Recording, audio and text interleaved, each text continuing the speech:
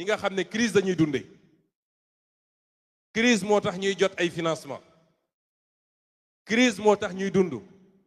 crise moo tax ñu mën leen recevoir palais kuy génn yóbbaale sa enveloppe ñooñ ñoo bëgg a gëmloo sénégalais ni crise am na. Crise amu fi. Il n'y a aucune crise institutionnelle au Sénégal.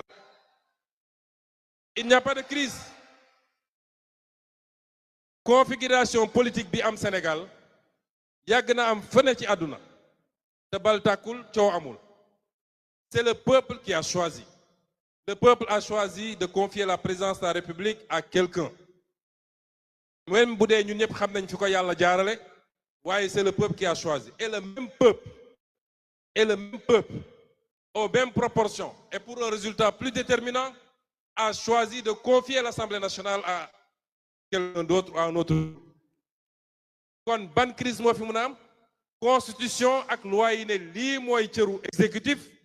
lii mooy cëru législatif ku nekk war a doxal li ngay doxal yemale ko ci loolu mu yem ci. waaw réew yu mel ni France bi mu amee cohabitation mu am ñu yor législatif ñeneen yor exécutif ku ñu parti est-ce que dañoo xeex kon crise amu fi bis bu ne ñu koy def seen titre crise au sommet de l'État entre ay nit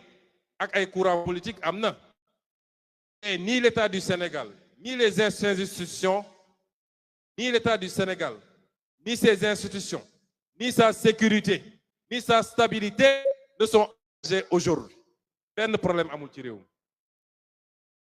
kon ñi ngi dànkaafu parce que complot yi ñu musalal yépp ñu ngi koy jaarale foofu booy crise am na il faut que def li moo tax ñu ruumandaat li ñuy ruumandaat di ko bëgg a jaarale ci ay institutions yu am vocation judiciaire wala àtte. li ma bëgg a wax nit ñi ce pays a assez souffert des complots et des combines. Ce pays a assez souffert des complots et des combines. te booy seet ñi koy def dañ leen di lim bariwuñu sur 17 millions de Sénégalais. nekk ku nekk yem fu mu war a yem. yow mii di haut fonctionnaire charte daf la wax lan mooy sa liggéey. ñu dem ba loi ne la même sa supérieur bu la joxee un ordre manifestement illégal da nga war a bañ. yow mii di gradé militaire force de défense et de sécurité ab président de la république kenn du ko topp ci bëggam bu dee génn na ci constitution wala génn na ci loi yi. kenn ku ne na xam ni il est là pour remplir une fonction au nom du peuple sénégalais. nu ñu jox cër président de la république bu la bëggee joxañ loo xam ne ay intérêt politique am kese la bu ko ci topp te yàgg na am ci réew mi. benn nit ñi delloo ci seen xel Sénégal c'est le peuple. C'est pas de s'enfermer dans des bureaux au palais à la primature wala au ministère de la justice foog ni loolu mooy Sénégal. saa su Sénégal tàkkee loolu moo ko taal parce que c'est des gens certaines personnes dem ba fàtte ni ñoom dañoo bokk ci peuple bokk ci réew ñu jàpp ni ñoom nag les parcelles de pouvoir qu'ils ont mën nañ ci abuser pour les beaux yeux pour le plaisir d'un président de la République. na ñëpp delloo seen xel rawati nag nguur goo xam ne at ak genn wàll daanaka moo ci des lu fi jar sacrifier sa bopp. nañu jël exemple sur l'histoire récente am na ñoo xam ne defloo nañ leen man am na ñu ma ci waxal ñoo xam ne defloo nañ leen waaye nee nañ ma rëccu naa te dinaa rëccu ba àdduna di tukki. defloo nañ leen te tey ñu ngi koy rëccu am na ñoo xam ne defloo nañ leen tey ñi ngi tëju ñemewuñu génn ci mbedd mi. ba ñi doon def tey ñoo leen dem réhabilité di leen génne di leen recevoir waaye boo bële kenn déggu leen ñi ngi tëju woon ci seeni kaaf. kon lu ko fi jar. Il n'y a pas de problème ni de crise institutionnelle au Sénégal. bu amee rek ay nit a ko sooxe te xam ngeen ñi may wax. buñ ñu tax a wax nag ndax am na lu ñu xam ci réew mi. ku yàlla teg fi ma tegoon ñaari at. néew ma xam nga lépp de waaye la ëmp bariwut. kon na nit ñi delloo seen xel Ce pays a besoin de stabilité. Il a besoin de paix. Il a besoin de tranquillité. Kañu teg mu ne moo yor exécutif war naa tal leneen lu dul tey ay combine politique ndax réew mi métti na ñun ñëpp xam nañ ko lenn ndono la li ci ëpp bokk waaye am na loo xam ne man bi may nekk primature di liggéey fajar ba 1 heure du matin taluma parti taluma politique militant yi di ma mere ku nekk naan il est injoignable ba gëm ni ñun ñoo woote ba ñu jox ñi war a servir le pays xalaat woon ndekte booba ñeneen a ngi xool di togg nu ñuy defaree ñoom pour xalaat ay beneen mandat xalaatuma ko woon kon tey ki nga xam ne moo yor exécutif na jublu nañ ko defee ci ñaari at yi ci yittey sénégalais yi parce que liy maywaat mandat du nu may def ba écarter tel candidat wala nu may def complot wala nu may def ba jënd tel maire waaye lii may beneen mandat mooy lan ban résultat ngay présenter sénégalais yi dans 2 ans kon nañ jublu ci loolu ñun ñi nga xam ne ñoo yor législatif dañu yor liggéey bi sellal ko te jiital ci intérêt Sénégal bul bloqué dara parce que rek dama bëgg a nekk ci xeexu politique loolu amul solo lu ñu fa andi luy njëriñu Sénégal suñu responsabilité mooy ñu jàllale ko ni mu gën a rafete kenn ku ne na def li mu war a def réew mi jëm kanam dans 2 ans et demi sénégalais yi tànn si et que cette fois-ci ñu créer toutes les conditions pour que les Sénégalais puissent choisir. Il est temps que les Sénégalais choisissent. Depuis longtemps, les Sénégalais n'ont pas. Depuis longtemps. ab peuple boo xam ñëpp jàpp nañu li ëpp ci peuple kii la bëgg xawee ci kanam peuple bi ñu choisir ko loolu dafa war a jeex Sénégal. ñun Pastef amul adversaire bu ñu ragal ku nekk Sénégal ak ku nekk bitim réew. dañu ñëw ñëpp teg seen candidature élection yi jaar yoon de manière transparente ku ci wóolu boppam mu ñëw samp ndëndëm au soir de l'élection ñu ne kan moo gagné te ñun xam nañ ni incha allah Pastef lay doon kon loolu rek la moo fi nekk. kon pare nañu deuxième phase de clarification première phase de clarification ñu war a jublu nag ci deuxième bi. mooy la clarification électorale ndax ñi ngi dëgmal élection locale en janvier 2027 incha allah dëgmal élection présidentielle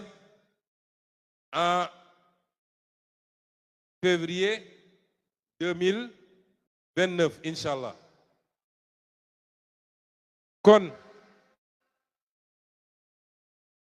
kon li may ñaan les militants et les militantes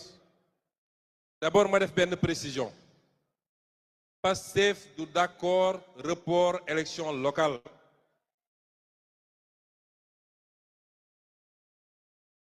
ku pare ñun pare nañu ku parewul ñun pare nañu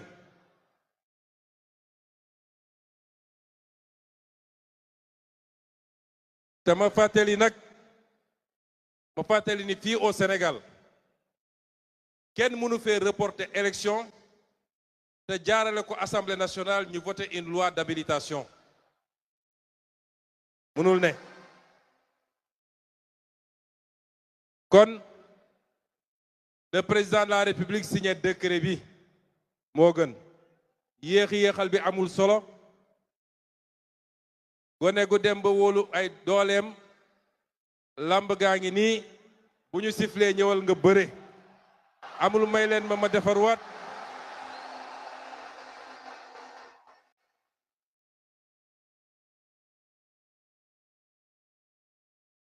amul may leen ma entraîné waat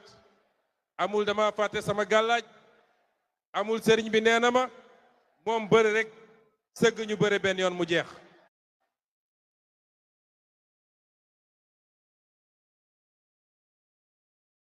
kon en perspective de ces élections li may wax militants yi ak militantes yi li ma leen njëkk a ñaan mooy organisation nañu organiser wu nañu dellu si ci esprit Pastef amaana bëri nañu fi nekk ak ñu nekkat feneen kenn ku ne jàpp na ni sama gox man maa war a nekk le prochain maire jarul xëccoo démb validé nañu la charte des élections nañu ànd ak jiital l'intérêt du parti muy benn nekk maire ce n'est ni le début ni la fin d'une vie man nekkoon naa maire nit mun nga bàyyil sa morom yàlla ubbil la lu ëpp maire fuuf li ma leen di sant it mooy na ngeen continuer nekk des militants et des militantes ouverts yaatal parti bi parce que sénégalais yépp wax naa ko waxaat ko am nañu cofeel ci Pastef te bëgg nañ ñëw bu leen tëj bunt yi ñépp xaj nañ ci ñetteel bi mooy ñu xam ni parti politique bu mel ni Pastef idéologie bi muy doxee c'est pas un parti qui vit au rythme des élections élection étape la rek mais d'une élection à une autre élection il y a plus important que ça kon nañu dellu sur les fondamentaux du parti loolu am na ci solo ma dénk leen nit li nga xam ne mooy orientation globale au-delà des élections là je parle aux militants aux militantes rawatina ndaw ñi jeunes yi rawatina jeunes yi yéen les jeunes bala may wax dama bëgg ngeen tàcc seen bopp vous êtes formidables tàccu leen seen bopp bu baax parce que vous êtes formidables te ñaari at ñu bokk ci gestion nguur gi dafa am lu ma ci nemmeeku vous savez l'exercice du pouvoir est très délicat pouvoir mënoo ko yor te de temps en temps ba ci sa njaboot sax doo poser acte boo xam ne amaana du neex ma Samba wala ma Demba moo tax ñoom seen préoccupation bi gënoon a rëy mooy est-ce que Sonko digganteem ak jeunesse bi yàqu na est-ce que ndaw ñi mere nañ ko tous les prétextes ont été bons bu ñu nee fii ambulant mënu fee taxaw ñu dem ne leen gis ngeen waa ji bëggu leen bu ñu nee problème am na université ñu dem essayer wëlbati étudiants yi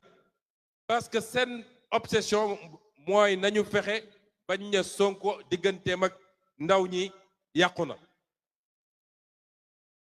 loolu mooy seen obsession kon yéen ndaw ñi li ma leen di ñaan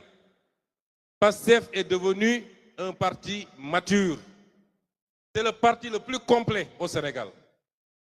toutes les lignes coché nañ ko parti bu eggee foofu nag dafa war a doon un parti modèle dafa waroon un parti boo xam ne du yomba jàmm ci attitude ñi ko bokk ci seen comportement ci seen kàddu parti bi dafa war a fexe ba doon un parti exemplaire parce que benn yi nga xam ne ba léegi dañuy am appréhension kenn ku ne su ñun suy wax day jàpp ni kilifa diine nga koy déglu maga nga koy déglu xale bu ndaw a ndaw mi ngi koy déglu kon ñun dañu war a xool nu ñuy waxeek nit ñi moo tax bu leen topp Pastefu 2021 du Pastefu 2026 kon yenn kàddu yi ñun nañ ci génn parce que ñooy parti majoritaire les colibés les insultes les injures jël nit utal ko tur di ko tuddee yooyu yépp ça ne grandit pas Pastef ñun weesu nañu loolu Pastef est un parti d'idées un parti de savoir un parti de science un parti de programme je veux que ngeen déglu ma baax la jeunesse léegi rek bi may génn ci oto bi dégg naa ay slogan mais yéen ëpp ngeen loolu léegi yéen ëpp ngeen loolu la jeunesse du parti ëpp ngeen ay slogan ak ay tur yu ñuy tuddee nit lépp loo xam ne day doon lu njaga suñuy teg ci nit bàyyi leen ko wane leen ni vous êtes une jeunesse bien forte une jeunesse intelligente une jeunesse intellectuelle une jeunesse citoyenne wane leen ni li ñu woote ci li war a jëmale réew mi kanam yéen a ngi koy incarné c'est ça que je veux désormais ne cédez pas ne cédez pas à la provocation parce que ñoom li ñuy wax xam ngeen lan la dañ naan ndaw Pastef ku neex a booleeg sénégalais yi la ku neex a booleeg àdduna la ku xëy naan kafeem rek xaw a am lu ñagas sum wax ci Ousmane Sonko rek ndaw ñépp topp ci ñun dépassé nañu loolu yonent moo ñu gën fuuf te dégg na lu ne waaye lu ñu yëkkati rek ci ñun loolu day wëlbati ku nekk avantage ci ñun kon li ma leen di ñaan parce que déglu leen ma bu baax dama xam seen stratégie xam li ñuy togg te lépp lu ñu def suba ba ngoon jot yàlla may nañu mu egsi ci ñun la ñuy togg mooy fexe ba li fi amoon diggante 2021 ak 2024 ñu defaat ko dañuy fexe mooy ñoom li ñu bëgg mooy génne àll ci bëtu àdduna yépp ni Pastef parti fitna la parti xuloo la parti saaga la parti xeex la moo tax ñu leen di provoquer ils vont rester dans la provocation dañu fay ay nit ne leen saa yoo xëyee waxal lu ñaaw ci Ousmane Sonko dañu fay ay nit ne leen provoquer leen bu ko defee xale Pastef bu réagir ñu ne dem leen jàpp ko parce que moo wax diw lii moo wax diw lële Pastef moo mag loolu ne tombez pas dans ce piège li ma leen sant mooy rester dans le travail de massification rester dans le travail d'éveil des consciences sillonner le pays dugg leen ci village yi dugg leen ci gare routière yi dugg leen ci école yi ci université yi parce que loolu mooy dëgëral parti bi li ma sant j'ai sorti 2 ou 3 instructions ku xam parti bi xam dañoo bëgg a changer complètement bu génne naa instruction ne leen 1 million de cartes de membres démb lancé nañu placement carte de membre yi bëgg naa ñu am lu ëpp 1 million fuuf jël leen carte de membre yi les sénégalais vous attendent ils demandent ces cartes de membre là dem leen ngeen placé ko nee nañ leen dañoo bëgg ngeen taxawal 10 000 cellules à travers le Sénégal à travers les 553 communes à travers les villages dem leen ngeen taxawal cellules yooyu ñoom amuñu potentiel bi ñu am ñoom ndaw topp leen intellectuel topp leen diaspora topp leen lenn la ñu am mooy dem fay ay nit ñu toog ci presse bi di wax bàyyi leen foofu ñuy wax dugg leen yeggali le travail parce que en 2029 ñun bëgguñu 54% de bëgguñu 56% de bëgguñu 60% de 2029 à cette heure-ci bëgg naa ñu ne 70% minimum loolu liggéey la donc sortez de ça sortez de ça bu leen tombeeti ci seen piège ku wax bàyyi leen ko ci wax ku wax bàyyi leen ko ci waxam xam nga alquran dafa ne wa iza xaatamahul jaahiluuna qaalu saama ndax xuloo ñaar koy def ñaar mooy def xuloo alquran bi muy wax nitu yàlla yu baax yi daf ci boole waa jaahil nag bu dee ci diine mooy ku gëmul waaye mun nañ ko jël ci àdduna mooy ku xamul ñi nga xam ne nag xamuñu mënuñu kenn dégluwu leen kenn topp leen kooku bu ñëwee di tongoo nee ko salaam man awma sa jot ndax ñun ñoo takk càq bi ñun waa Pastef dama bëgg ngeen xam ni mbir mi bu yàqoo rek ñun la yàqul Pastef ñoom nag dañoo toll ci suñu mënul lekk ci cere gi dañu fexe ba xajamal ko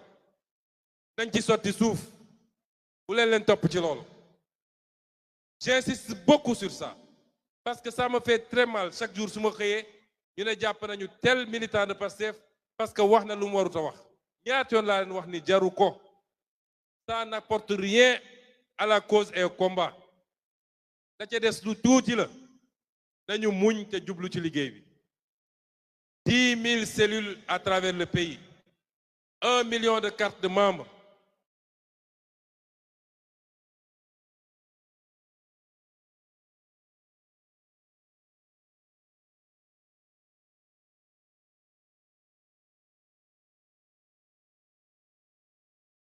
waaye leneen lu ma leen di sant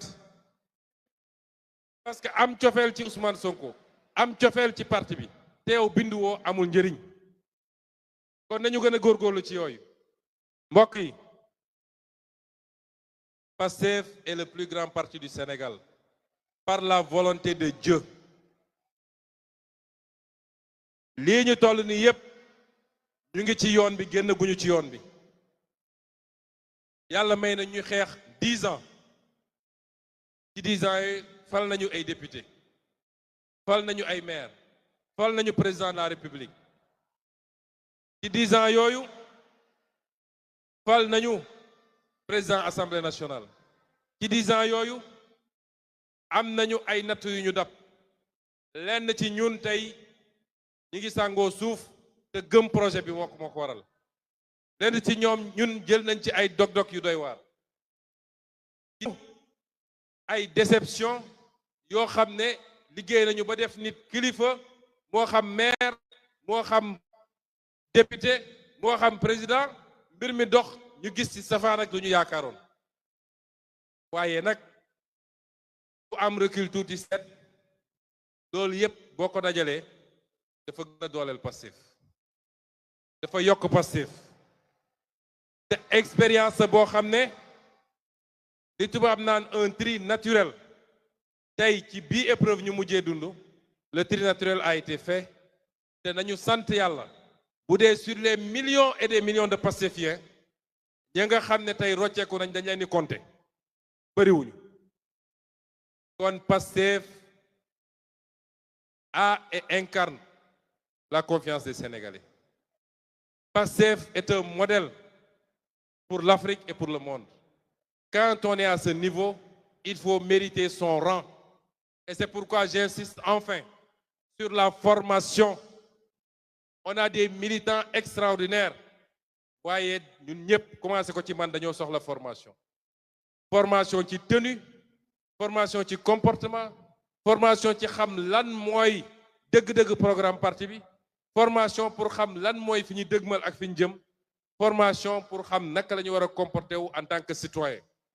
Et c'est pourquoi j'insiste depuis quelques jours sur la formation. Et quand les programmes vont être lancés, bëgg naa chacun et chacune d'entre vous bu leen daw programme formation yi inscrire leen même les formations en ligne inscrire leen parce que loolu may ñuy permettre 2029 bu ñu yeggee fi ñu bëgg a yegg ñu am suffisamment de compétences d'expertise dans le parti pour mën a yeggali liggéey bi ñu war a def est-ce que may ngeen ma loolu est-ce que d'accord nañ ci loolu kon ñu ngi leen di gërëm di leen sant di leen gërëm di leen sant leen wax ni nag ñun dañ ma yeewi ñun ak yéen désormais weer wu ne semaine bu ne ak suñuy programme politique le PROS est de retour parmi vous et le Sénégal va trembler parce que réew mi ñun ñoo ko moom politiquement ñu gërëm leen sant.